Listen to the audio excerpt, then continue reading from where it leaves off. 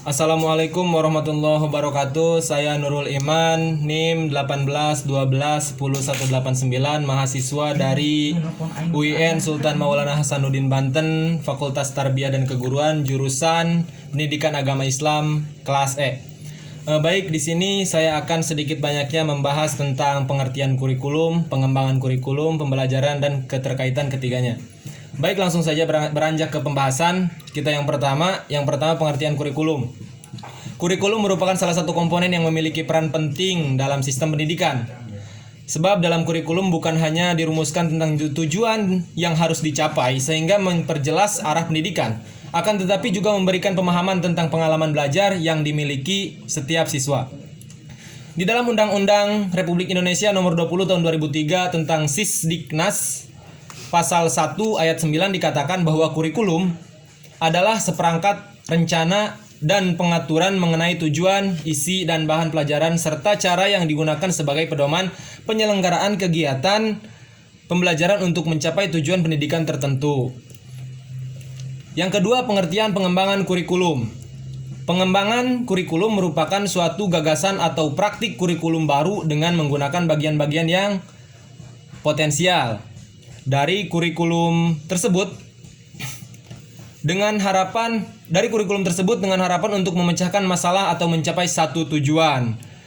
Yang selanjutnya adalah yang ketiga, pengertian pembelajaran. Pembelajaran adalah proses interaksi peserta didik dengan sang pengajar atau guru dari sumber belajar pada suatu lingkungan pelajar. Pembelajaran juga merupakan bantuan yang diberikan pendidik agar dapat terjadi proses perolehan ilmu dan pengetahuan, penguasaan, kemahiran dan tabiat serta pembentukan sikap dan kepercayaan peserta didik. Nah, yang keempat adalah keterkaitan di antara ketiganya. Jika diamati secara seksama antara kurikulum dan pengajaran serta memperhatikan definisi keduanya, maka dapat dikatakan keduanya. Baik, kita lanjutkan. Meski berada pada posisi yang berbeda, karena kurikulum sebagai program atau rencana yang dicita-citakan, sedangkan pembelajaran sebagai implementasi atau penerapan dari rencana yang telah ditetapkan. Oke, beranjak ke pembahasan selanjutnya, yakni peranan dan fungsi kurikulum, pengembangan kurikulum, dan pembelajaran. Yang pertama, peran dan fungsi kurikulum. Kurikulum berfungsi untuk setiap orang atau lembaga yang berhubungan, baik langsung maupun tidak langsung, secara penyelenggaraan pendidikan seperti guru, siswa, kepala sekolah, pengawas, orang tua, dan masyarakat. Nah, ini adalah bagian-bagian dari fungsi kurikulum. Yang pertama, ada fungsi kurikulum bagi guru adalah berfungsi sebagai pedoman dalam pelaksanaan proses pembelajaran. Itu salah satunya. Dan ini salah duanya bagi terlewat ya sedikit. Mana tanya? Nah, ini bagi siswa kurikulum berfungsi sebagai pedoman belajar. Dalam hal ini, Alexander Inglis mengemukakan ada 6 fungsi kurikulum untuk siswa. Yang pertama, fungsi penyesuaian. Yang kedua, fungsi integrasi. Yang ketiga, fungsi diferensiasi. Yang keempat, fungsi persiapan. Yang kelima, fungsi pemilihan. Dan yang terakhir, fungsi diagnostik. Yang kedua, peran fungsi pengembangan kurikulum sebagai salah satu komponen dalam sistem pendidikan. Kurikulum memiliki 3 peranan. Yang pertama, konservatif. Yang kedua, peran kreatif. Yang ketiga, peran kritis dan evaluatif. Baik, untuk selanjutnya peran fungsi pembelajaran. Yang pertama, fungsi pembelajaran bukan hanya fungsi guru, melainkan juga fungsi pemanfaatan sumber-sumber belajar yang lain digunakan oleh siswa untuk belajar sendiri.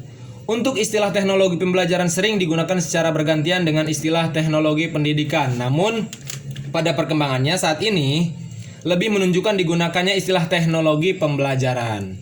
Baik, beranjak ke poin selanjutnya. Poin C adalah kurikulum ideal dan aktual.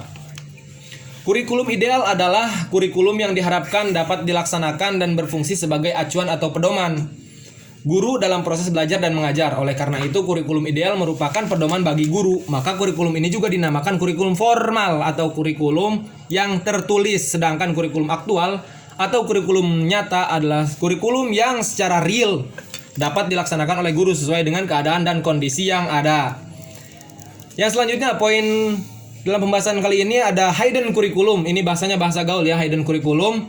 Hidden curriculum atau kurikulum tersembunyi atau kurikulum yang disembunyikan pada dasarnya merupakan hasil dari proses pendidik yang tidak direncanakan. Artinya, perilaku yang muncul dari luar tujuan yang dideskripsikan oleh guru. Pada kenyataannya, hasil dari proses pembelajaran itu selain sesuai dengan tujuan perilaku yang dirumuskan, juga ada perilaku sebagai hasil dari belajar di luar yang dirumuskan. Istilah hakikat kurikulum tersembunyi yaitu efek yang muncul sebagai hasil belajar yang sama sekali di luar tujuan yang dideskripsikan.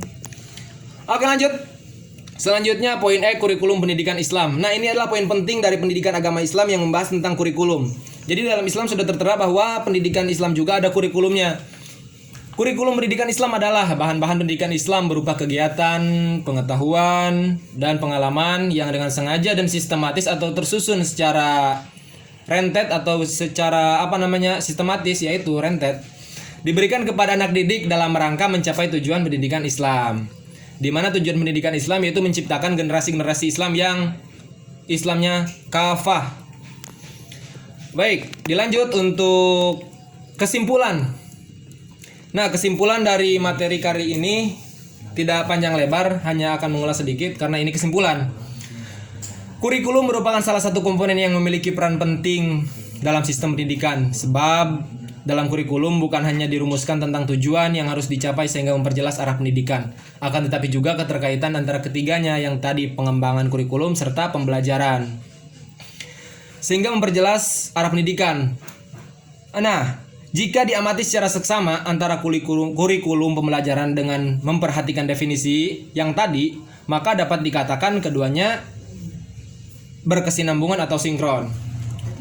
Baik, mungkin hanya itu yang dapat saya sampaikan. Kurang dan lebihnya saya mohon maaf, karena kebenaran hanya datang dari Allah dan kesalahan datang dari saya sendiri.